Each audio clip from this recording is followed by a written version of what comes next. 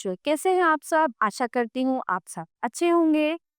स्वागत है आपका इस कक्षा में। आइए आज हम पढ़ते हैं हिंदी व्याकरण का पाठ 2, वर्ण विचार। वर्ण हम बात करते समय, बोलते समय शब्दों का प्रयोग करते हैं। प्रत्येक शब्द अनेक छोटी छोटी ध्वनियों के मेल से बनता है। उदाहरण के लिए, घोड़ा घास चर रहा है वाक्य में 5 शब्द हैं। घोड़ा घास चर रहा है। इन पांचों शब्दों में प्रत्येक में अनेक छोटी छोटी ध्वनियां हैं। लिखित रूप में ये ध्वनियां वर्ण कहलाती हैं। जैसे घोड़ा, घा ओ ड़ अ, घास, घास तो क्या हुआ, इसका ये वर्ण विच्छेद हो गया। इन शब्दों के इन्होंने वर्ण यहाँ पे अलग अलग कर दिए। ठीक है, ऊपर दिए गए वर्ण घोड़ा, घास आदि शब्द की सबसे छोटी ध्वनियां हैं। इनके ओ टुकड़े नहीं किए जा सकते। तो इस प्रकार वर्ण भाषा की सबसे छोटी ध्वनि है जिसके ओ टुकड़े नहीं किए जा सकते। ठीक है, वर्णों के प्रकार 3 होते हैं, स्वर, व्यंजन और अयोगवाह। तो सबसे पहले हम बात करेंगे स्वर की। जिन वर्णों का उच्चारण किसी अन्य वर्ण या ध्वनि की सहायता के बिना किया जाता है उन्हें स्वर कहते हैं। स्वरों का उच्चारण करते समय मुंह के भीतर की वायु बिना रुकावट के बाहर निकलती है। हिंदी वर्णमाला में स्वरों की कुल संख्या 11 है। अ, आ, ई, उ, रे, ए, ऐ, ओ, औ। इस तरह से स्वर के 2 भेद होते हैं, ह्रस्व स्वर और दीर्घ स्वर। ह्रस्व स्वर जिन स्वरों के उच्चारण में कम समय लगता है उन्हें ह्रस्व स्वर कहते हैं। अ, ई, उ, रे। और दीर्घ स्वर वो होते हैं जिन स्वरों के उच्चारण में ह्रस्व स्वर की अपेक्षा ज्यादा समय लगता है उन्हें दीर्घ स्वर कहते हैं। दीर्घ स्वर 7 होते हैं, आ, ई, उ, ए, ऐ, ओ, औ। तो इनको बोलने में थोड़ा समय लगता है। ठीक है, स्वरों की मात्राएं। जब स्वरों को व्यंजन के साथ मिलाकर लिखा जाता है तो स्वरों के स्थान पर स्वर के कुछ निश्चित चिन्हों का प्रयोग किया जाता है। व्यंजन के साथ प्रयोग किए गए स्वर के ये चिन्ह स्वरों की मात्राएं कहलाते हैं। स्वर ए की कोई मात्रा नहीं होती, परंतु व्यंजनों का उच्चारण अ के बिना नहीं होता है ना। जैसे क, अ, है ना, क, ल, अ, ल, म, अ, म। तो क, अ, ल, अ, म, अ, कलम। स्वरों की मात्रा व्यंजन के साथ इनका प्रयोग देखिए यहाँ पे दिया गया है। अ, क, काय, कार। यहाँ पे छोटी की मात्रा की, गी, कु, रु, फु, रु, म्र, बे, पे, मो और सो। आगे हम बढ़ते हैं व्यंजन। जिन वर्णों का उच्चारण स्वर की सहायता से किया जाता है उन्हें व्यंजन कहते हैं। व्यंजनों का उच्चारण करते समय मुंह के भीतर की वायु कान, जीभ, दांत और तालु आदि से टकराकर रुकावट के साथ बाहर निकलती है। हिंदी वर्णमाला में व्यंजनों की कुल संख्या 35 है। व्यंजनों को 7 वर्गों में निम्नलिखित रूप में विभाजित किया जाता है। का वर्ग, चा वर्ग, टा वर्ग, ता, पा, अंतस्थ और ऊष्म, है ना। क, ख, ग, घ, ण, च, छ, ज, झ, ञ, ट, ठ, ड, ढ, ण, त, थ, द, ध, न, प, फ, ब, भ, म, य, र, ल, व, श, श, स, ह। याद रखिए, ड और ढ वर्ण कभी शब्द के आरंभ में प्रयोग नहीं होते हैं। ये दोनों वर्ण शब्द के मध्य में या अंत में प्रयोग किए जाते हैं। व्यंजन के भेद। व्यंजन के 3 भेद होते हैं। व्यंजन 3 प्रकार के होते हैं, स्पर्श व्यंजन, अंतस्थ व्यंजन, ऊष्म व्यंजन।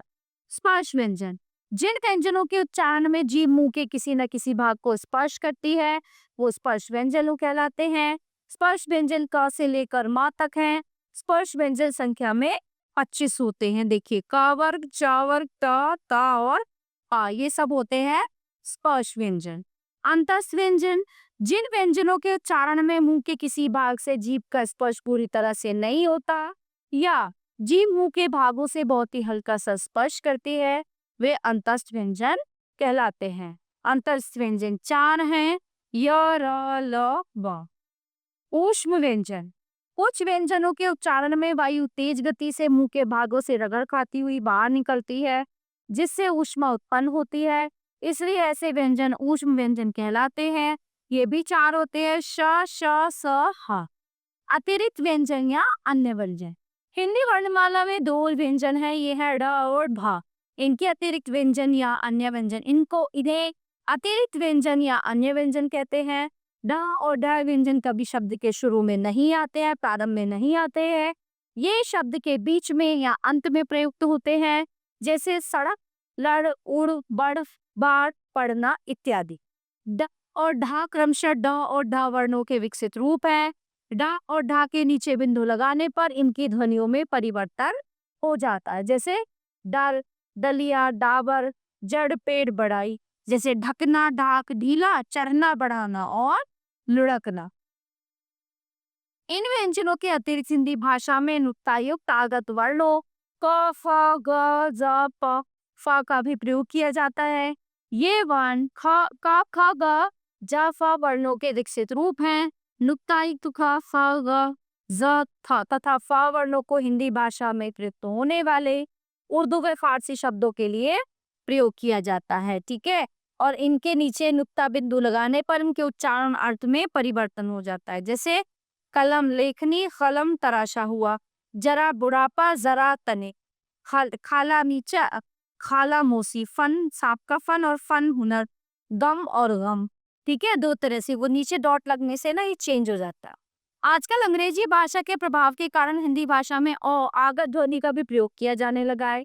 ठीक है, इसे अर्धचंद्र कहते हैं। ये ए तथा ओ के बीच की ध्वनि है। जैसे ध्वनि वाले कुछ शब्द देखिए, कॉल, हॉल, डॉल आदि। अब आ और आ ध्वनि के बीच अंतर देखिए, काल, कॉल, कार, कोट, हाल, हॉल, डाल और डॉल। इनके दोनों के क्या हुआ, इनके मीनिंग यानी कि अर्थ बदल गए। यहाँ पे जो वर्ण ना तो स्वर होते हैं ना व्यंजन होते हैं, वे अयोगवाह कहलाते हैं। अंग और आहा वर्ण अयोगवाह है।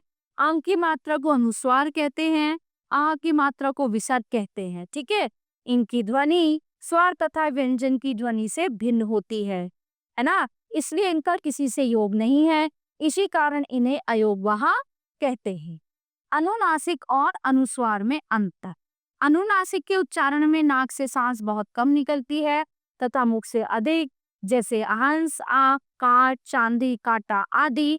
अनुस्वार के उच्चारण में नाक से सांस अधिक निकलती है तथा मुख से कम, जैसे अंश, चंद, हंस, मंच, अंक आदि।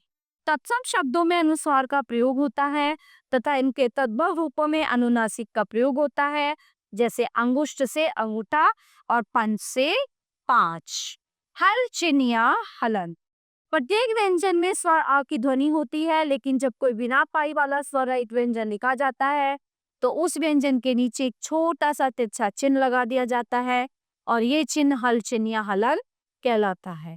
हलत युक्त या हल चिन्ह युक्त कुछ शब्द देखिए, जैसे गड्डी, गुड्डा, बुड्ढा आदि। अब बात करते हैं संयुक्त व्यंजन की। जब दो व्यंजनों के बीच कोई स्वर नहीं होता तो उन दोनों व्यंजनों को मिलाकर लिखते हैं।